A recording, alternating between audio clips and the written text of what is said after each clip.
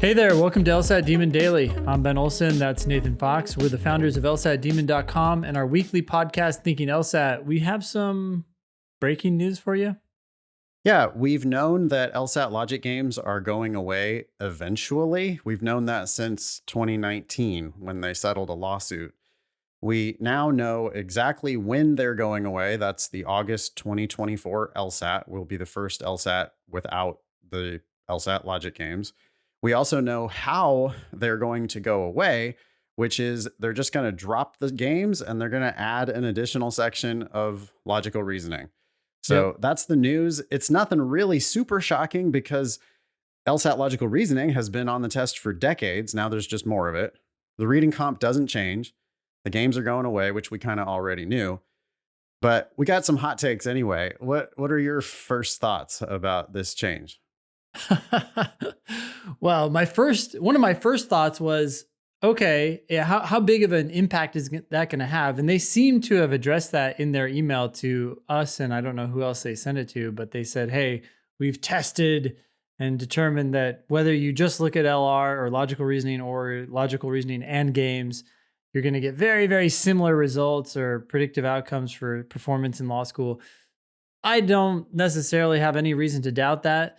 And so it's like, okay.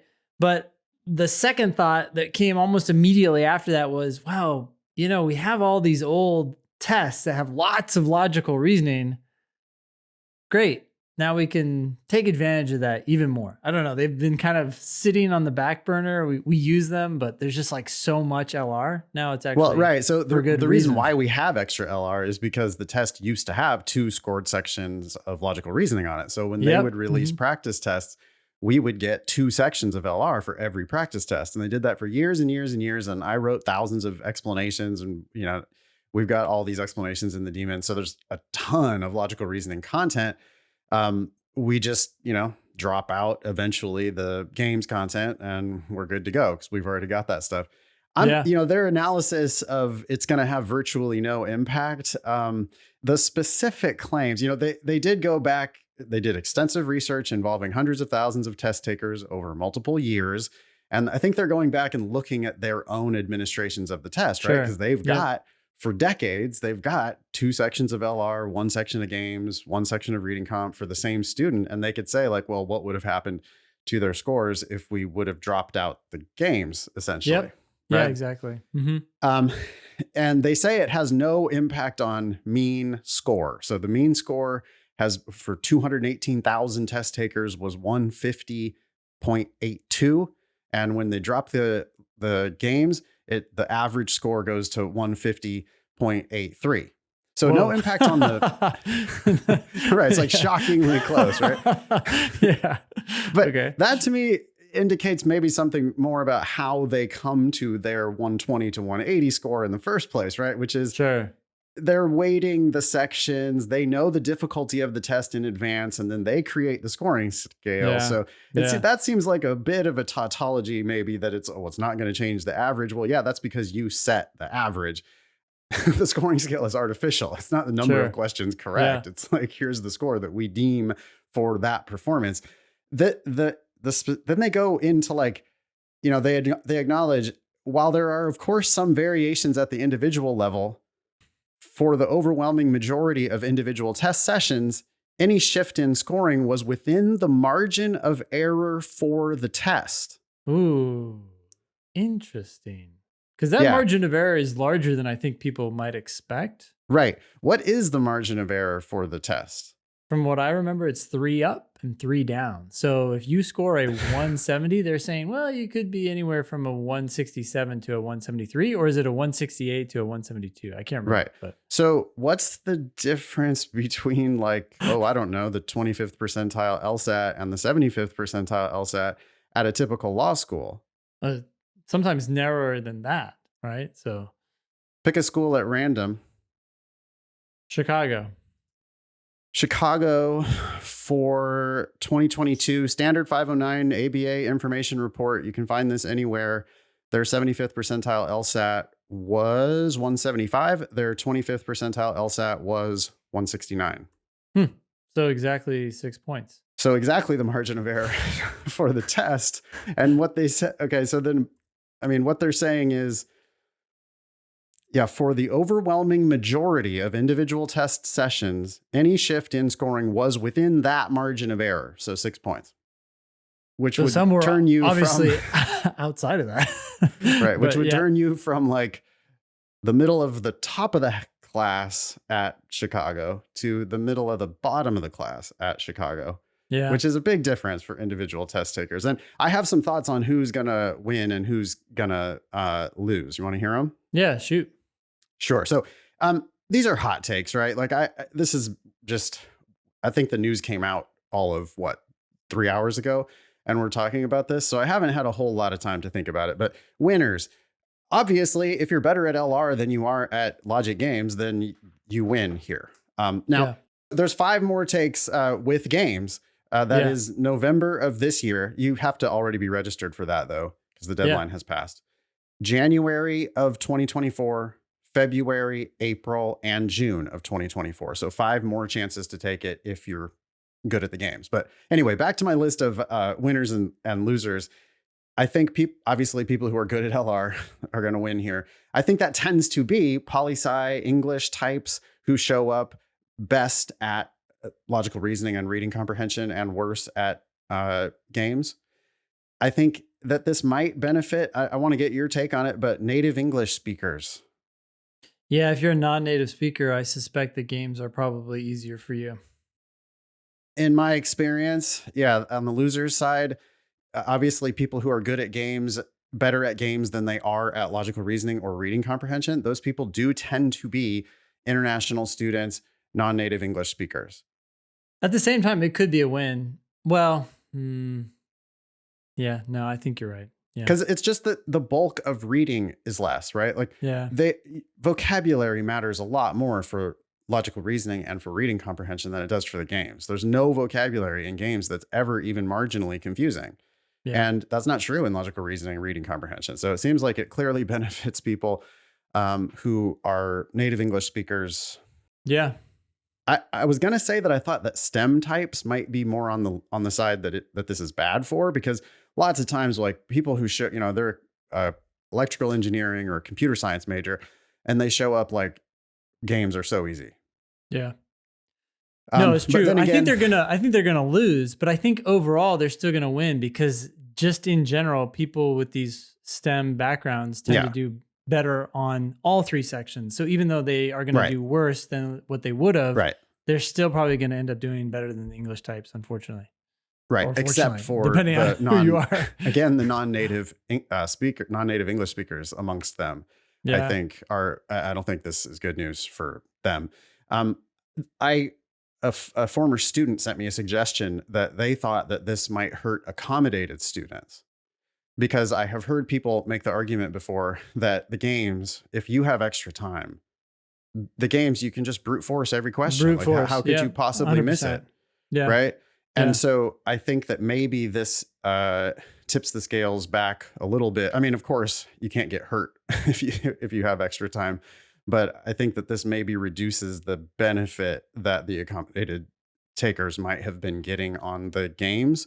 In that way, maybe it moves us back a little more to parity, right? Where accommodations isn't as big helpful.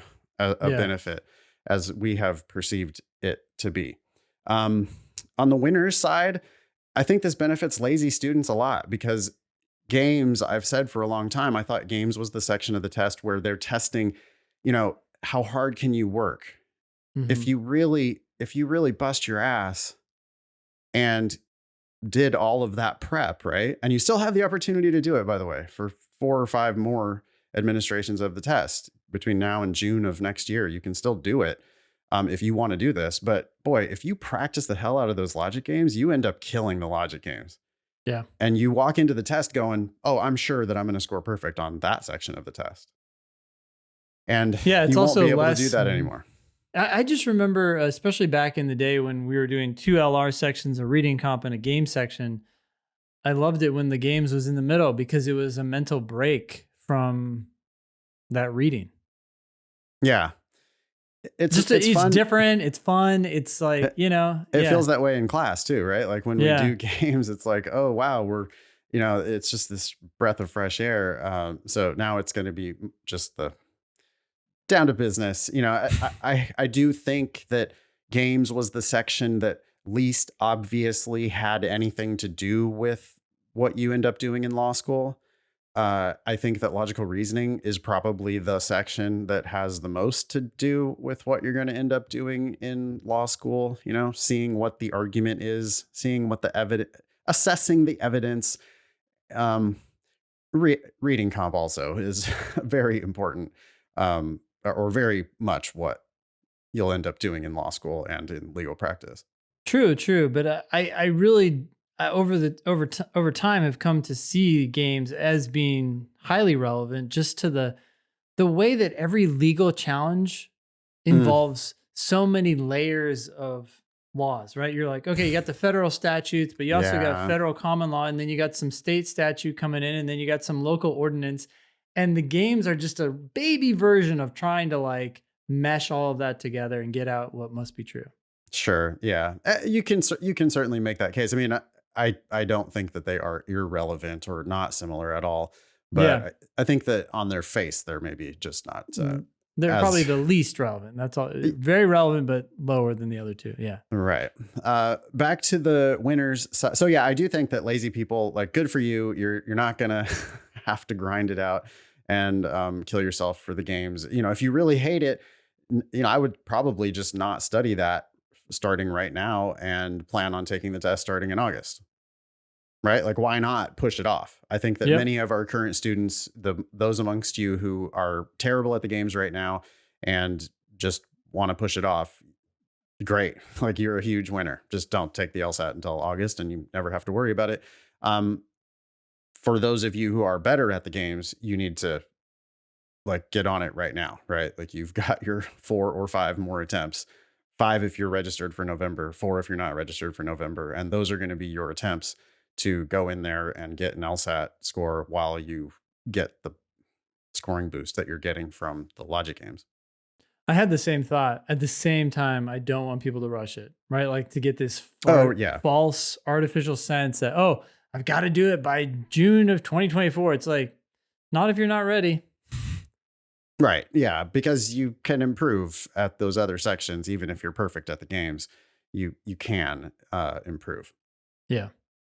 Um, Cool. Last thing, I kind of win from this, I think, because I wrote an entire book about LSAT logical reasoning, and it is on Amazon. I lowered the price on that. It might not have taken effect yet today, but it is going to go down on Amazon to the cheapest that I can possibly sell the book without losing money. So the Law School Admission Council will get their licensing fee, and Amazon will get their fee, and the book will arrive in your hands. I will make $0 off of the deal. So I lowered the price of that by about $30 Nice. on Amazon. We also will be adding new logical reasoning classes to LSAT Demon Live. Very easy to do that. So we'll throw some bonus LR classes out at you. Yeah. Anything else?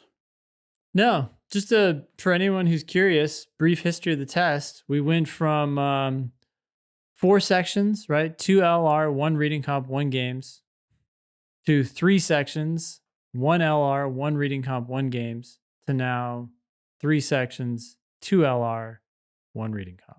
Yeah. And over time, logical reasoning has been 50% of the test, Yep. then 33% of the test, Yeah. now 66%. 66. It's wild. It's really wild. Yep. But it's going to have no impact on scoring. So don't worry about that. Look this yeah. way. Yeah. Well, I mean, as always, the LSAT will be a learnable test. The questions will be fair. They will Yep. make sense on their face if you take the time to make sense of them. The LSAT's easy. None of that's ever changing. But farewell to the LSAT logic games. Anything more you want to say before we wrap it up? No, I was curious what you thought people would do. I mean, you just talked about, hey, if you're good at the games, buckle up and try to get it together before this expires. But What do you think the masses are going to do?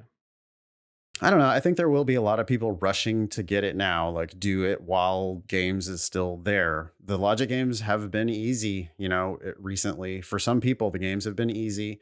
And if Yeah. that is your strongest section, then I think you should probably hurry up and take it. So, how long, Ben, did it take for you for games to like click? How long in your prep? I don't I don't know, actually. I don't remember. I mean, it must have been a couple months. It was definitely Okay. the thing I was focusing on the most. Right. And that's how most people start, right? And so I wonder if there's going to be a lot of people who are just like, oh, I don't like this. Okay, I'm waiting. Yeah. I could see it happening. I could certainly see people being like, well, look, I'm not going to law school this cycle anyway. I'm not going to apply until, well, that's the problem kind of. I guess the August test does get you, like, if you take the August test and get your score back and apply right then you could be starting, like that makes sense to start law school in 2025. The problem with that approach, and you wouldn't have to take it in August necessarily. There will be other administrations later in 2024, but at that point, you start pushing yourself later in than you would want to apply in the application cycle, where like your application won't come in until January or February, and that can be bad, very bad for people who want scholarships.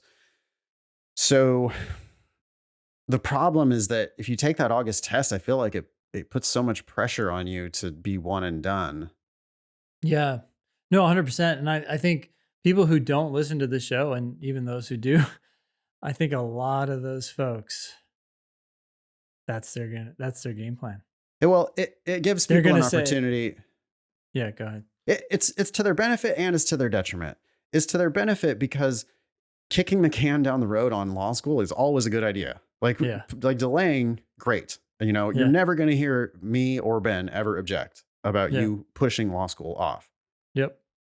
But if you then also put all your eggs in one basket for August of 2024 LSAT, or if you kick it so far down the road that you don't take the LSAT until January and you're trying to apply really weirdly late in the cycle, then it's to your detriment.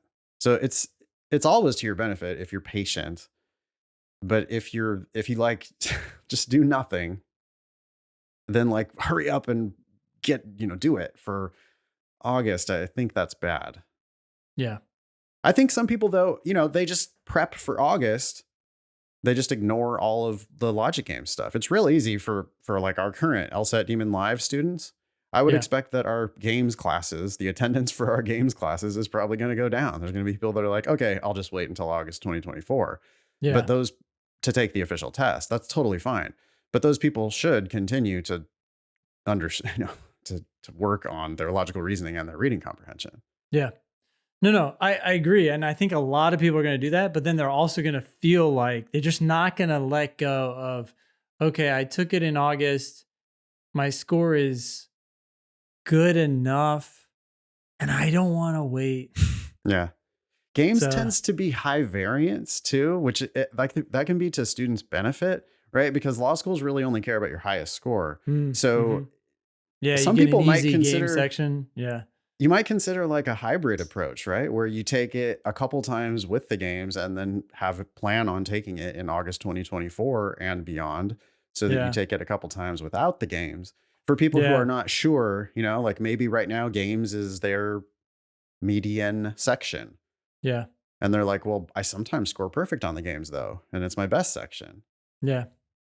But sometimes I score really bad on the game, so it's my worst section. So yeah, during this transition, I guess I can see people doing kind of a hybrid approach. But yeah, if you're just like abjectly terrible at the games and you're never going to get better, Yeah. then yeah, you're the biggest winner from this news. Let us know. We want to hear what people feel and think about this change. We totally want to hear what you feel and think about this change. And we would welcome voice recordings that ask us questions or tell us your thoughts. Go in a quiet place, record something brief on your phone, ask us a question or make us a comment. What do you think about this new change? Logic games going away. All right, let's wrap it up there, huh? Yeah. Email daily at lsatdemon.com if you'd like to ask us a question or share some LSAT or law school admissions news. Thanks for listening.